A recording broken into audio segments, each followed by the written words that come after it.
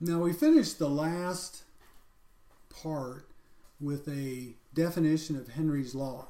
And you'll remember that Henry's law states that the solubility of the gas is directly related to the pressure inside the container that the solution is in.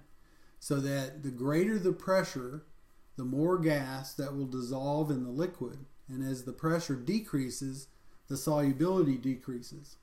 This is known as Henry's law. The quantity of an ideal gas that dissolves in a finite volume of liquid is directly proportional to the pressure of the gas. And here's an equation. The concentration of the gas is equal to a constant times the pressure that's being exerted on the liquid. So here's a problem that we're going to work related to this concept.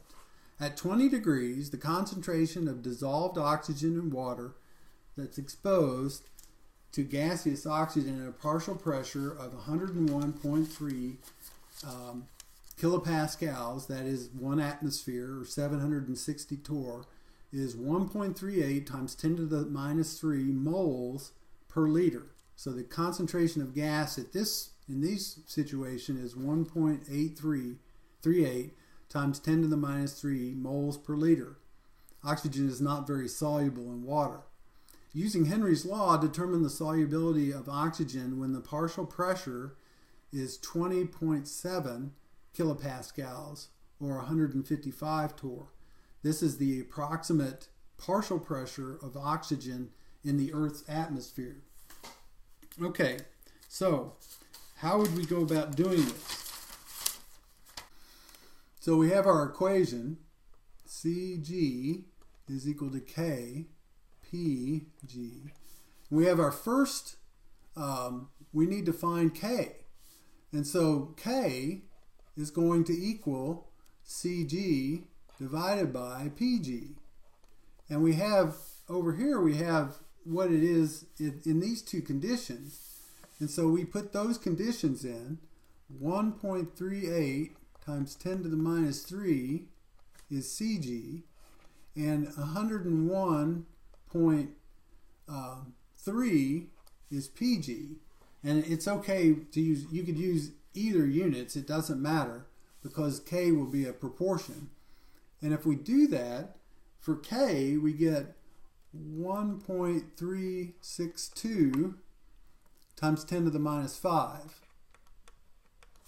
Then we use that K and the new condition to find Cg. So now Cg is going to equal our new K, 1.362 times 10 to the minus 5, times the new pressure, which is 20.7. Now if we used 101, we have to use 20.7 here. If we had used 760, we would have to use 155 there. But if you do that multiplication, you get 2.832 times 10 to the minus 4 moles per liter. And what this shows you actually is why we have hemoglobin, is that to dissolve oxygen in the blood, the solubility is so low that you can't really transport very much oxygen.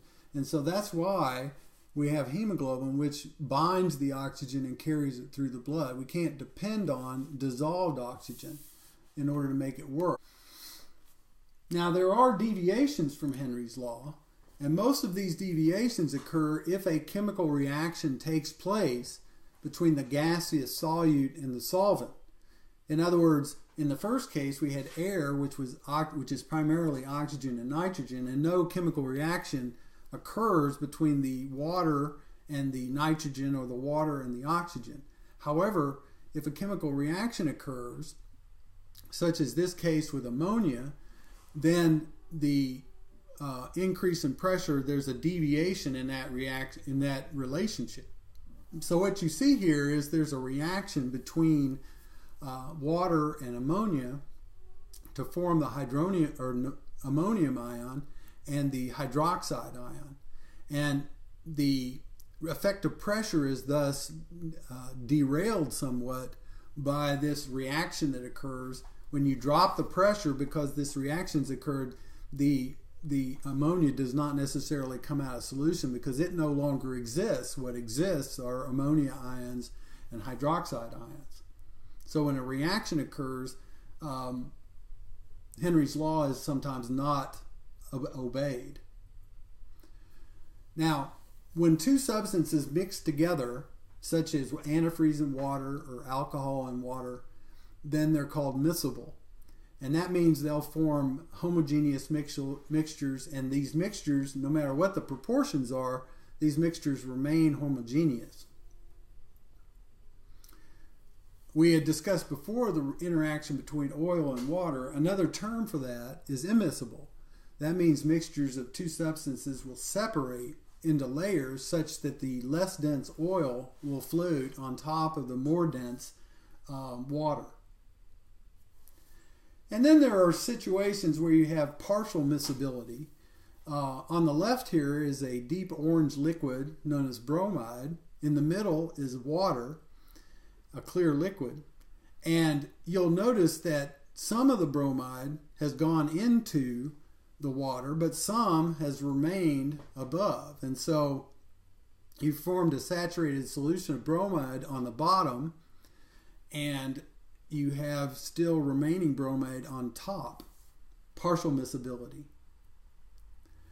Now this graph shows the relationship between temperature and the solubility of solids with changes in temperature. And so the relationship is exactly the opposite in most cases to that with the gas. Remember, every gas, its solubility decreased with the increase in temperature. In this situation, the solubility of virtually everything on here, except for cesium sulfate, the increase in temperature leads to more or a better solubility. Interestingly, if you look at sodium chloride, NaCl, its solubility changes very little with increasing temperature, which is not actually what you would think. But most substances, as shown here, most solids, the solubility increases quite remarkably with an increase in temperature. Now this is the diagram I told you I would explain to you how supersaturated solutions occur. And what you have here is a situation of dynamic equilibrium. And what you have to do is see that there's an addition of heat that causes the supersaturated solution to happen. So follow me on this. You start in the top left and you have sugar or some substance dissolving in water. And initially, at 25 degrees, you have 5 grams dissolved and 95 grams not dissolved. And that situation is unsaturated because you haven't reached the solubility. As time passes at the same temperature, ultimately as much as will dissolve has dissolved. And at that point, you've reached dynamic equilibrium.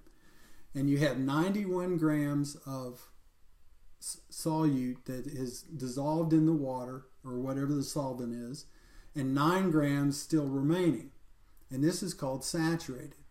Then you heat it up, and consistent with our previous graph, when you heat it up, all of the solute dissolves, and you end up with 100 grams.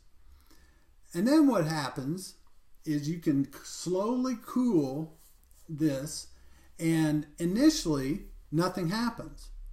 And so you're saying you can get down to the original temperature and you have more solute in solution than the solubility allows. And because this does occur, they had to come up for a term for this, and this is what's known as supersaturation. Now, if some way you disturb this solution, then a precipitate forms and 9 grams will fall out and you end up with a saturated situation again. Now, what do I mean that you can disturb the solution? Well, one example of that is shown here. This is a hand warmer. You've seen these where you put these in boiling water and they become clear.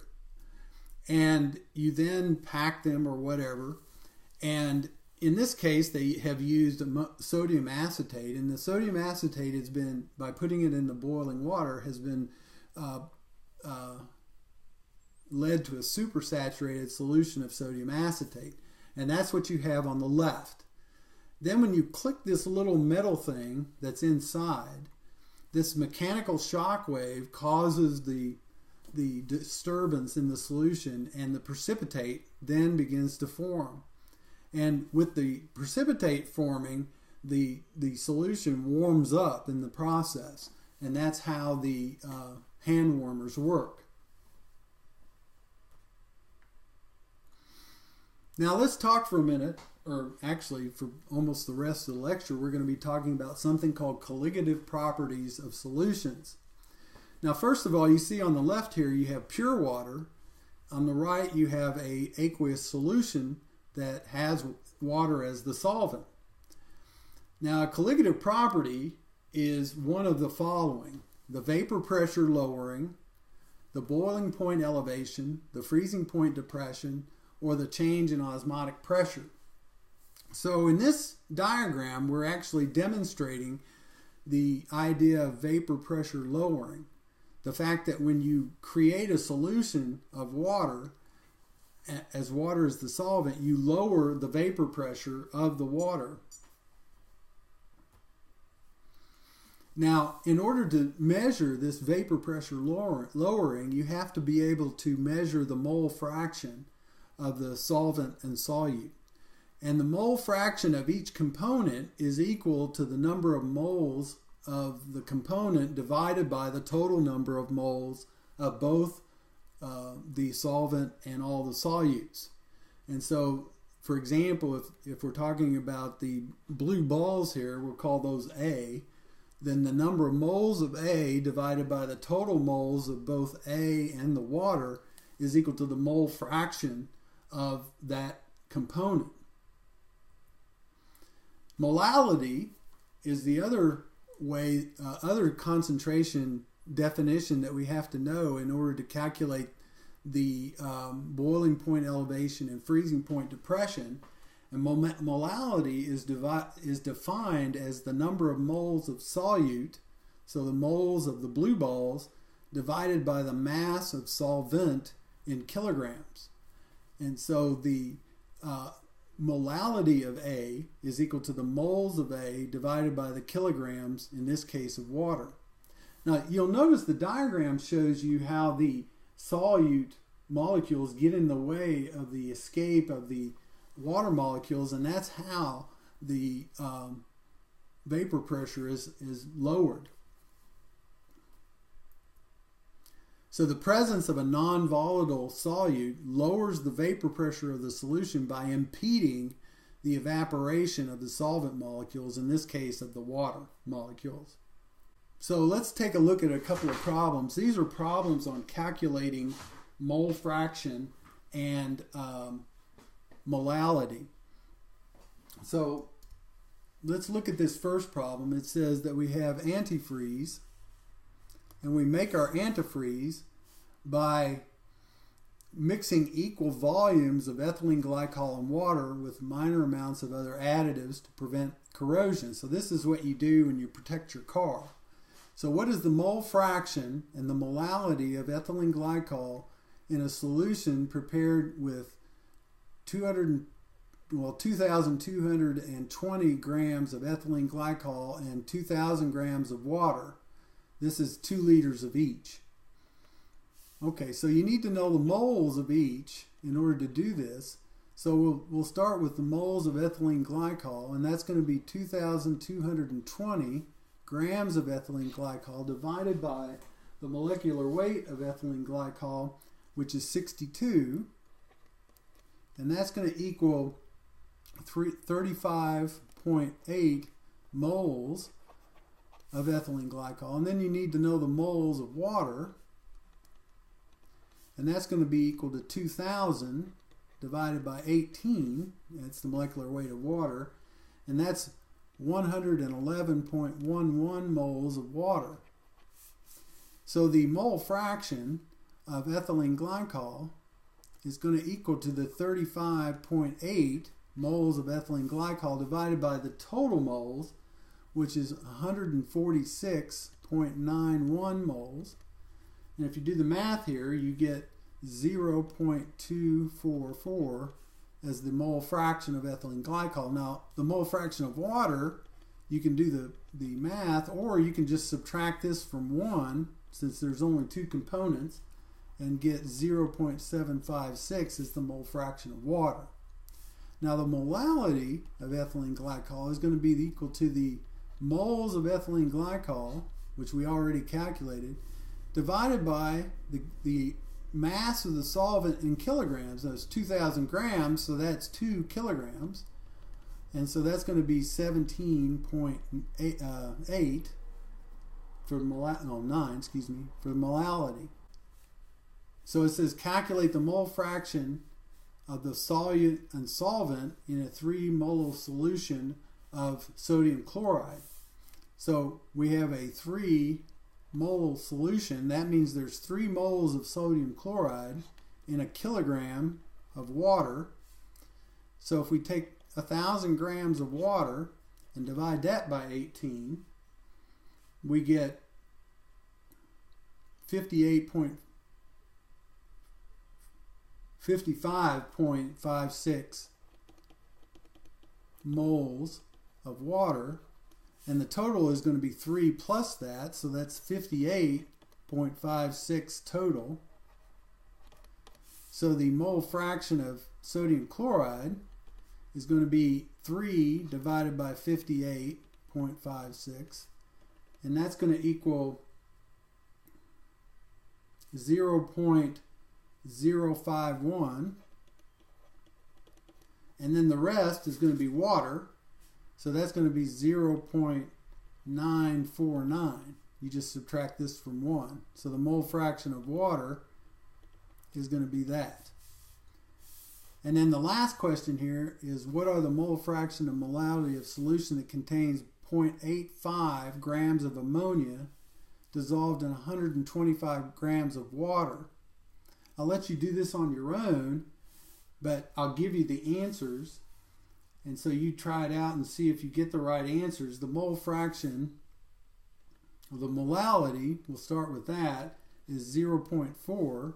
The mole fraction of water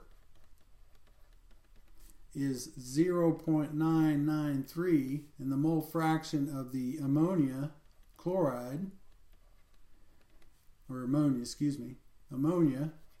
is going to be 0.007.